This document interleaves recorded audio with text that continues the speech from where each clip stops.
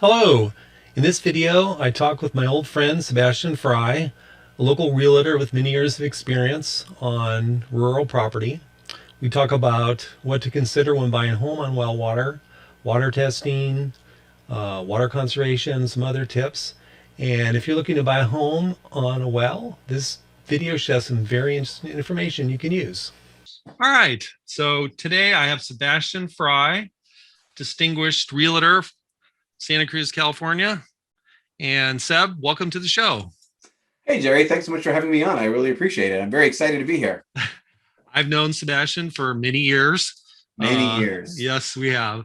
Wow. And how many years when did you start in the real estate business? It's been quite a few years. Yeah, I got my license in 2003. So a little over 18 years now. And would you say you specialize in real estate in the Silicon Valley, Bay Area, or Santa Cruz County, or? Well, I'm glad you asked because I basically service the Santa Cruz County market and a little bit of the Monterey County market and Santa Clara County market, right? So, Santa Cruz is just like 30 minutes or 45 minutes south of Silicon Valley over the mountains, right? The Santa Cruz Mountains. And Right. So I work that whole entire area. And a lot of what I do is rural property, right? Because there's a lot of rural property around here. And a lot of homes are on groundwater, frankly, especially out in the mountains. I mean, some of them are serviced by community water systems and there are some public water systems, but the farther you get out from like the highway, the greater likelihood is that you are going to be on a well. Right. Well water issues come up, fairly frequently. Yeah. Yes. And, that's how I started the business. I was a water treatment contractor for quite a few years in Northern California, and most of our customers were on wells. So there's some really nice homes back in the hills, right? It is amazing how nice these homes are because it's funny because I drive out there my Audi, right, which has like low ground clearance, and I'm like driving through like these, twisty turvy roads, and I'm going like, oh my God, who lives out here? And then you go down a driveway and there's like a palace, like a mansion, Right. Yeah. These people have these really nice estate homes that are like pretty far off the beaten path, and a lot of them are just gorgeous. And they are on wells because where else are you can get your water from, right? I mean, so a lot of them are on wells. They have really nice houses. So what would you say is the biggest challenge that, when customers come to you, are they looking particularly to buy a home in the country and also in the city? Or are they specifically looking to buy? In other words, I kind of imagine that maybe a lot of people are asleep or don't really realize, they don't think about well water. Is that true? Or would you say many of them are highly conscious of the water quality? I would say that nobody is highly conscious of the water quality Right. if they've never owned a home on a well before, right? And so if they're new to that whole thing, then it's a world of discovery for them. But what happens is that people choose to live out in the country for several reasons. The biggest one is the cost, right? I mean, like you can't have like a 6,000 square foot home like in the city, right? In Silicon Valley, which is it's cost prohibitive. So if you want to have like a big home with like a big yard and like views and stuff like that, you're usually looking at moving somewhere outside of town. So people will go out there also for the privacy. People love the privacy that you get out in the country, and they love Right. The quiet too, right? I mean, like it's very quiet a lot of times out there. So that's what makes people go out is like their money goes a lot farther. They drive half an hour out of town or whatever, and you get a lot more for your money. And then they find out about a well, and a lot of times they don't have any experience with well water, and so they don't really know anything about it. And that's part of my job as a realtor is to I'm not a well water expert, obviously, but I do know a few things about wells, and I always have conversations with the realtors, with the buyers. Hey, listen, you want to make sure that you have like a good producing well here, and you want to understand what the quality issues are around that well. So it's a conversation that we always have, and especially when I'm working with sellers, right? Like if they're on a well, I'll say, hey, listen, you really need to make sure that you get like a potability test and a production test and an inspection of your well hardware, right? The pump, pressure tank, storage tanks, the lines, all that, to make sure that all of that is, because if it's not all good, it's going to create a lot of uncertainty in the eyes of the buyer, right? They're going to say like, hey, like, because like a new well, I'm not sure what it costs around America. But around here in the greater Silicon Valley area, let's just say, I mean, like you could drop 50 grand into drilling a well, right? That's right. I mean, Yes. It's gotten easy, very right? Because expensive. sometimes you Yeah. have to go down 300 feet or more. I've heard people drilling 600 and 700 foot wells, right? I mean, Right. like that's Yes. expensive. That's Yes. just drilling it. That's not even talking about the pump and all the other stuff that you might have to do, right? So Right. it's critical. If you're going to be on a well, you really need to make sure that you know what you're getting into, and that you have a good well and a plan for making sure the water is, I don't want to say good. I mean, a lot of it is potable, but does it have manganese, iron, nitrates, right? Right. Hardness, right? I mean, like total dissolved solids, right? I mean, like all that stuff is really important. And do you work with a particular one or more well contractors then? Do they handle the inspections and the water So testing, or is that separate? the well pump companies, right? So like you have these pump companies, and Right. there's like a variety of them out there, and There they're are. and they're basically just mom and pops, right? I mean, like so some salty old guy named Bill or whatever, comes out and he drives Same his guy truck for and he has a 30 ranch. years. What's that? Same guy for 30 years Yeah, or usually 21. usually that's who it Yeah. is, and they're usually very nice people, and they're not cheap, really. I mean, like a well inspection, it could cost like $500 really after when you consider the lab work, right? I mean, like in the report, and like because they got to stay around for like the flow test, right? Are they going to do Yes. like a 1 hour flow test or a 2 hour flow test? If it's a 2 hour flow test, they're sitting there for 2 hours charging you like $125 an hour, right? I mean, they're not Right. gonna, because it's opportunity cost, right? Like while they're sitting there at your place, they can't be somewhere else. Like the flow test is hugely important, right? I mean, like Yes. you don't want to skimp out on like a flow test because you want to save $250. I mean, they're talking about selling your house, which is $1 million, and that would be in the low end, right? I mean, more like a Yes. million and a half or $2 Right. million dollars That's right. for a lot of these, or more for a lot of these properties. Like don't Right. skimp out, because you want to make sure that your buyer, like if you have a well that's gushing out like 20 gallons a minute, you really want to make sure people know that, hey, this is a gusher, right? I mean, like it's going to be a long time before you really ever have any problems. In Santa Cruz County, I mean, like the minimum production rate on a well before, if you want to get a permit to build a house, is 3 gallons a minute, right? Yes. So Right. like if you are above 3 gallons a minute, especially if you're substantially above 3 gallons a minute, That's that's a major selling price, something selling to point for your promote. home. You What's promote that? it. You can promote it. Yes, absolutely. I mean, like that's a major benefit, because like water, I mean, like if your house doesn't have water, forget it. I mean, like you're done, right? I mean, like like you literally can't live in a property without water. I mean, you can have it Right. trucked in, but like it's not going to be a durable solution. Having water trucked in is really expensive too, right? Right. So yeah, no, it's really important to, when you're selling a house, make sure that you really carefully show, how awesome your well is. And if you're buying a house, you really want to make sure that the well is of really good quality. And if it's not, you need to talk to the seller about giving you a concession, right? Because that's one of the most important things about your home is the water supply. It's crucial.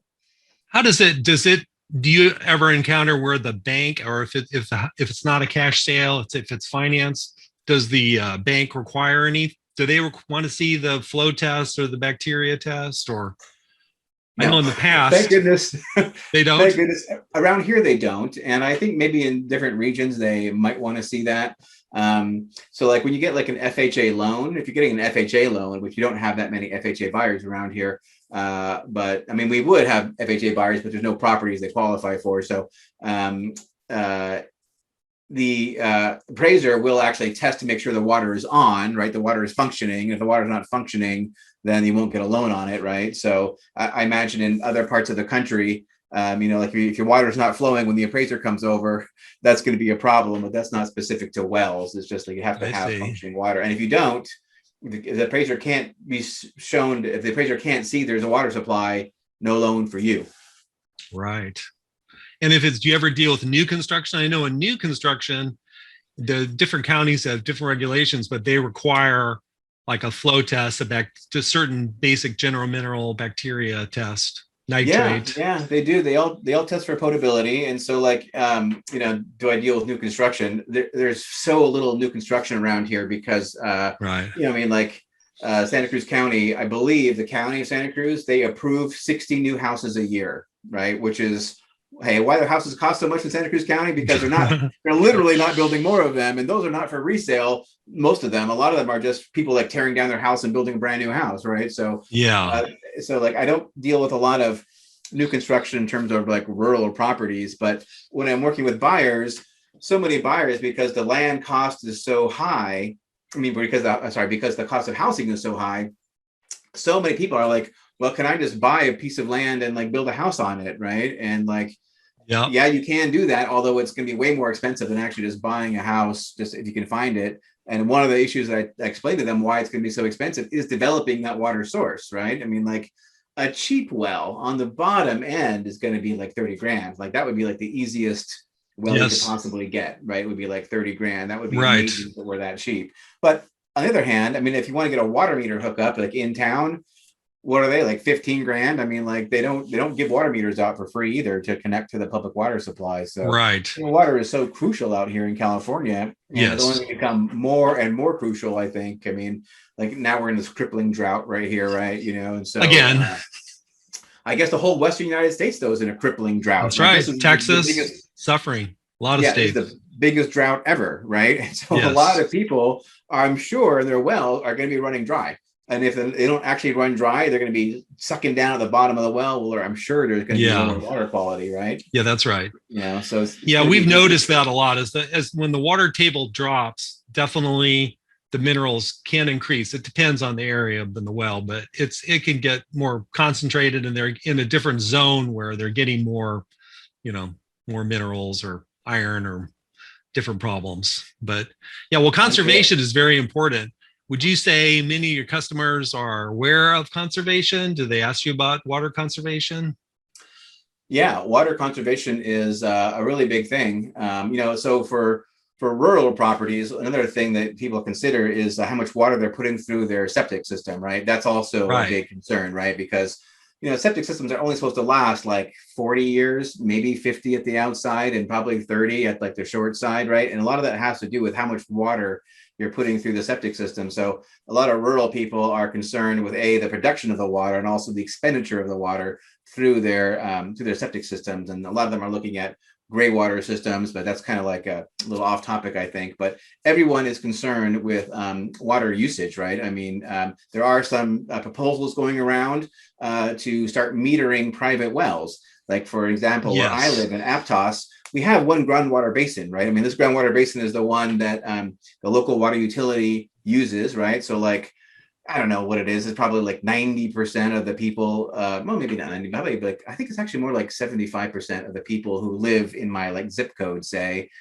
get water from this one municipal provider, right? But the other 25% are on some other smaller providers and on wells, but we all pull from the same aquifer. You do. And so because of this, like the people like me were saying like, hey, how come like we have to pay this gigantic amount of money to manage the aquifer, right? I mean, like they're jacking up our rates because they're making the utility company in charge of like replenishing the aquifer so there isn't saltwater intrusion, right? Right. Meanwhile, all these guys in the hinterlands, right, on their big fat wells, they can just pull out unlimited quantities of water. And so they're making proposals to say, hey, we're going to install meters on every domestic well, and we're going to keep you guys on the wells to the same, limits that we're putting on everybody else. And we're going to start taxing you more. Or they're going to create a mechanism to make people pay for like overusing. Very controversial. Yeah. Well, I mean, like I can see it is not fair that they have these wells, and they can just take as much of the aquifer as they want to, an unlimited amount, basically. Whereas, I'm here in the city, like in some months, I could pay $300 a month for water, right? I mean, like here, because they do tiers, tier 1, 2, and 3, and once you're in the third tier, man, it's the irrigation is the big thing, right? It's irrigation and like I've had house guests who are from other areas. They don't know, and so they stay and they're taking like 10, 15, 20-minute showers, right? Like right. Let the water run. Or let the water run, and so anyway, but I think that's going to happen a lot more probably in California, and I wouldn't be surprised if it starts happening even in Texas too, right? Because like, I mean, like if these basins are in severe overdraft, right? And you have to create a market mechanism, which I hate to say it, but taxation is essentially a market mechanism now, to get people to cut down on their water use. So, so that's another thing. Well, that's interesting. Really need to pay attention to. Well, we work with our customers. We have different like guides and different information we send out to our customers. How can they use less water with their water treatment systems? So, for Oh, instance, terrific. a lot of, like you mentioned, total dissolved solids, which is salts. Well, the only way to get your, if you have water that's high in dissolved solids, the only thing you can do is use reverse osmosis, and that wastes a good half of the water. So, for every gallon of pure water you get a gallon of wastewater. Sometimes that water can be repurposed for irrigation, depending on the water chemistry. So, like we have under the sink RO, we recently ran that outside into our bamboo, and it just keeps the bamboo watered, and Really? then there's no waste. Then we don't feel as bad about it, using it as wastewater. And then there's some areas where people might automatically get a reverse osmosis. Maybe they don't need it. Depends on their water chemistry. They could get by with a different kind of filter that doesn't use water. But if you have high dissolved solids, salts, metals, high or nitrate, other minerals, then under sink RO, or if you're unfortunate enough to have salty water coming from your well, then there's really nothing you can do. You have to get a commercial whole house reverse osmosis. But there's various ways you can cut back and minimize that waste. But a lot of people, like especially I can imagine when they buy a house, they might not even know what's there. Like there could be a water softener or some kind of a iron filter or something. Maybe it's set to backwash every night. They don't even realize how much water is being put in their septic tank, and that also could be mitigated. Right. Well, that's actually a very important thing. I hadn't really considered that. Yeah, I mean, like because like these minerals, they do come from groundwater, right? So I'm sure that Yes. a lot of these homes are actually discharging into the septic leach field. I hadn't really even thought about the backwashing and how often that actually happens. So that's something that I'm going to make sure that people are aware of. I wonder if that can be backwashed into like a gray water system or irrigation line or something like that. That's a Sometimes it good. can be. Yeah. If they have I a guess. salt water softener, if it's brine, then it's you can use irrigation, but there's different ways you can also set the system so it's used as little as possible. A lot of times it's, in other words, it's just using too much because someone said it that way, not realizing it. And so there's ways you can adjust it so it doesn't use Right. as much. And then definitely I think we're going to be seeing more and more of that, gray water systems, repurposing water for irrigation. And then of course just zero-scape landscaping is the way to go. I mean, you don't need to live in a giant Golf course. New England type, if you're not in New Right. England or Oregon or somewhere there's lots of rain, you don't need a huge lawn. Right, right. Although I do like lawns, they are very nice. They're very, very popular with people, but yeah, they're extremely water inefficient. We basically let our lawn die in the summertime, and it comes back, and our lawns are kind of green right now, but they won't be green much longer. Hey, but I had a question for you though, Jerry. You mentioned salt water in wells. Are you seeing a lot more of that now? Yes, it's definitely has been increasing. And part of the problem is that there is this issue with a lot of times people think, oh, it's an aquifer, or there's a lot of like, I can't say it's urban myth, but a lot of myths. People think, oh, this is water coming from the Sierras. People kind of envision it as like this river flowing underground. But a lot of aquifers take years to recharge, and some don't recharge that well. And so they overdraft it. They're pulling more water out of the aquifer than what can recharge in any kind of reasonable time, particularly agriculture and or some maybe commercial operation. But individual wells can do it too, especially if wells in a neighborhood are close by. One person using a lot of water, then pretty soon, and there's a drought, then the water table drops, and then the dissolved solids can increase. So, Not always, but I mean, and it's really bad, of course, if you live along the ocean, then you get the pressure from the seawater, which now can force its way in. And then you just see slowly every year the dissolved solids getting worse, where some areas, as like in Monterey County, other areas, they can't even use the groundwater anymore. They bring in water from, San Luis Reservoir, some, other source, because it's impossible to use that groundwater now. so, so are people beginning to put like reverse osmosis, whole house reverse osmosis systems on their wells, or what are they doing? Yes. And I mean, we've done it for many years. I mean, if you have high dissolved solids and it's just like you're bathing in salty water, just corroding your fixtures and turning you can't, softener is going to do nothing for that, right? So you really have no choice but to either chuck in water or put in a whole house. So yeah, every month people buy, and I would say it's kind of the same thing. Very common: Texas, Arizona, New Mexico, California too. Yeah, a lot of people. If it just depends on how high the dissolved solids is. At some point, you just need it. You have no choice. But yeah, Right. yeah. Right. So you mentioned Texas, and one thing I read like a couple of years ago was the Ogallala Aquifer. Right. You heard about that? Yes. Like how it's being supposed mined. to take like 1,000 years to replenish. Like yes, that's exactly right. Yep. And it's essentially being mined. Right. Yeah. But that like accounts for like a huge amount of water use in Texas. So what are they going to do about that? Have you heard what, I mean, like homeowners, imagine that. I mean, like you're on that's massive aquifer and then it runs empty. What do you do? Yeah, it's controversial. It affects the ag users the most because that's the biggest users of it. But this also brings up the whole controversy of hydrofracking and how when they're using the fracking, they use a tremendous amount of water to get the oil out. So if you have the water available, it's probably no big deal. But if in some areas where water's short, then that can have an effect. So that's a whole controversial thing. But the controversy. Yeah, it's true. There has to be.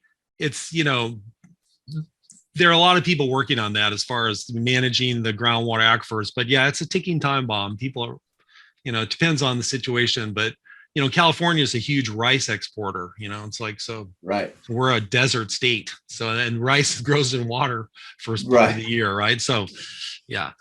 Anyway, yeah, that's very interesting. So getting back to your customers, so you're the one that has to talk with them about when they show up, like what they might not bring up, oh, what is the water like? Or oftentimes you're the one that initiates the conversation. Whenever there's a well, I always make sure that I take them over to the well and that we take a look. And one thing that comes up a lot is shared wells, right? That comes up a tremendous amount of time. Yes. Like, do you want to be sharing a well with your neighbor or not? Right. And you don't, if you can avoid it. Based on all my experience. Why do you say that? Why do you say you shouldn't share your well with your neighbor? When we had our local business, we had many customers that had community well systems that were shared.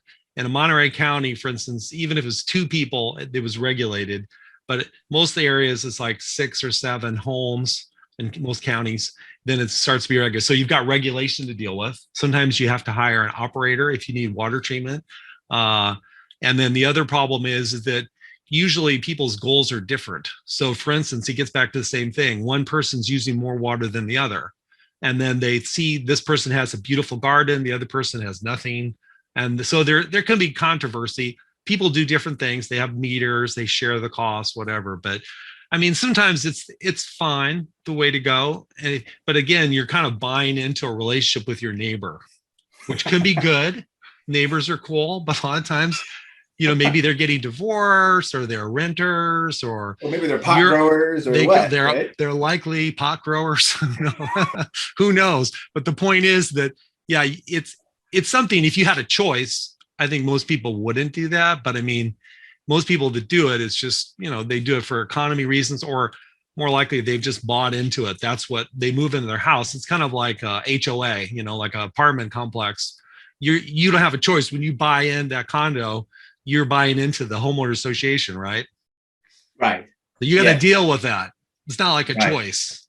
And that's the same with community water systems. You're buying into it. So, a lot of times there's no problem, but like if it comes up where, say, you have a nitrate problem or something where you have to get an expensive treatment system to treat all the water because you're a shared system, then it's a shock to people. Like, I don't care about that. Why do I have to do it? So it's like, but they're being forced to.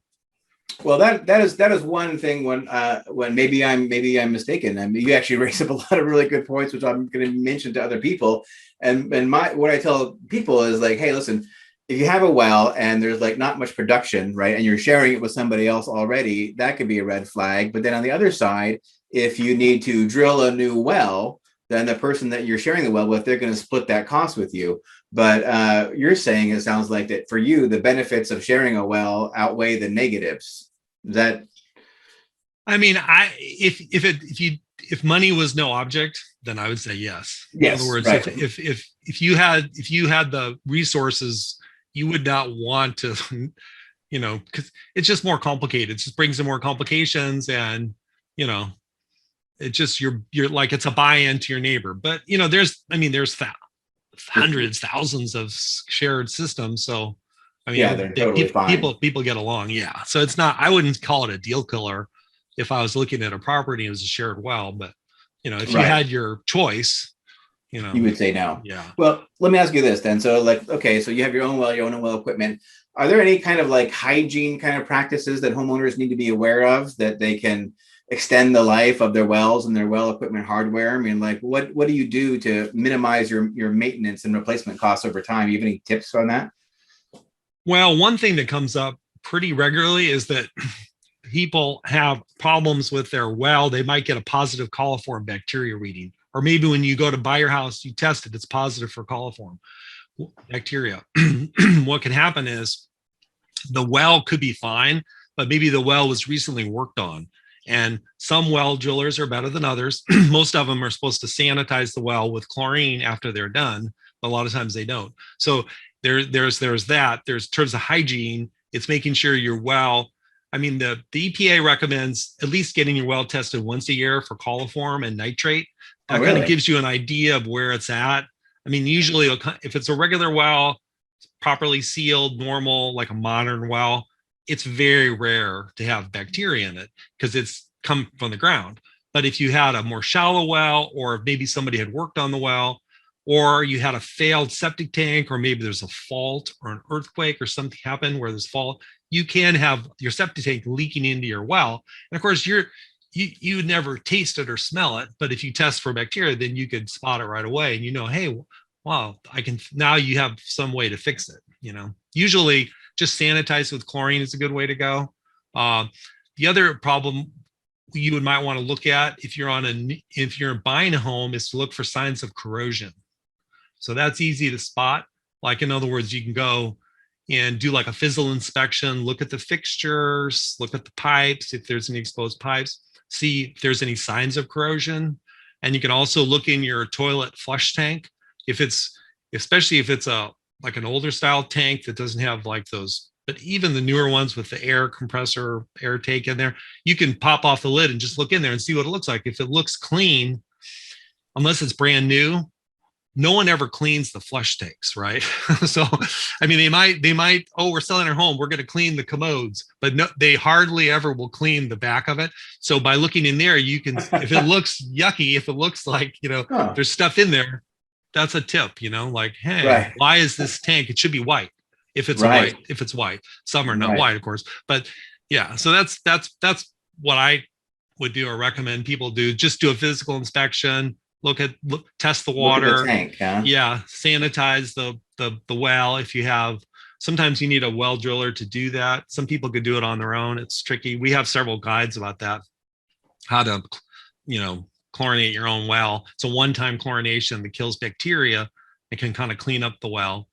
Other than that, as far as maintaining your well, you should consult with a professional, like a professional well driller contractor. They have different ways to keep the well clean, and they can treat it with different chemicals. They can also replace the pipe, replace the pump if necessary, that kind of thing. So the well inspection. That we should have like one of these pump companies. I mean, you said well drillers. I mean, like, well, a lot of them are drilling and pump companies. But that's true. Some are just pump contractors. Some are well drillers and pump contractors. But yeah, a well professional, well specialist. In California, they're licensed, right? They're licensed well guys, I'd say. And so yeah, they would be able, because every situation is different, But yeah, that's it's all good stuff to know. Well, it's good that people are, at least through you, they're being told, because we hear from people all over the country all the time. I've moved to the country this first time on the well. They didn't tell me anything about this. They said it was great. You're on your own well. You have all the water. I'm like, oh, sorry, you have arsenic. Right, Or, oh right, yeah, your nitrate is too high. Don't feed it to the baby. It's like, or whatever. It's like, right. in other words, there's people you don't want to be surprised, because when you buy a home, you might not have a lot of extra money at that point Right. to go dump into the water now. So That's right. And that's why when I'm working with a seller, I always say make sure you get your well system completely checked out and documented. You want an as is sale, right? So like if you are going to need like a filtration system because you're out of the health spec, make sure you get like a good competitive bid for that filtration system so that the buyer doesn't turn yeah, around and say, oh, I didn't know I needed a $3,000 filtration system, right? So you have that. And also when you are a buyer, if the seller hasn't done any of that, you make sure that you have that well system completely checked out, and you should be prepared to spend like 500 to 800 bucks getting all the tests done, the inspections, the flow test. I mean, like it could cost that much. And then if you find anything which is out of spec, right? If the water does not meet all the health standards that you need, or like like the tanks are really old or anything like that, and that wasn't disclosed to you, you should definitely be using that as a way to go to the seller and say, hey, I need you to, make a concession here to me on this issue, right. right? Yes, So that's yeah, perfect. That's the best time to do it. that's the best time to do it. Yeah, Yeah, yeah, but you definitely need to educate yourself about what you're getting into, yeah, because like all this hardware wears out over time, right? I mean, like like that's right. the storage tanks last a long time, but pressure tank might last like what 20 years. I mean, like those are expensive. The pumps last 5 to 10 years, right? I mean, a lot of this stuff wears out, and Yeah, you really need to be budgeting for yeah. that. Yeah, I mean it's 20 years getting up there, but it's possible. Some 5 to 10 years, but For a pressure yeah, it's tank, definitely yeah. It depends on sometimes on the water chemistry, and also how much it's right? used. Some are left out in the sun, some are in the basement or place away from the sun. So it Right, varies, but right. That's yeah. right. And But you should have like little house. I mean, sometimes they don't put like houses around their equipment, right? You can see how weathered those ones get, but that's other right. ones where they put like a little house around it, it lasts a lot longer. Yeah, Right. for Well, sure. here it does. If it's in an area where it's not freezing, the rest of the country, of course, it's all has to be in a vault or in the basement or some. Here they do leave. We see that in Florida too. Like customers, hey, I'm so happy I got my system installed. We're like, oh, it's like all out getting baked in the sun. It's like, Right. please at least cover it with something so the sun doesn't, beat on it and Sun damage is doesn't freeze, but incredible. the sun is bad. It's incredible. Yeah. Yeah. Well, like one thing that's interesting to me is that, like we have so many septic tanks out here, right? Where we may not have wells on every house, but everything outside of the urban services line is on a septic tank. And now these tanks are aging, right? These tanks are 30, 40, 50 years old. And just the water chemistry, just the water that's going through these tanks is actually eating the concrete up.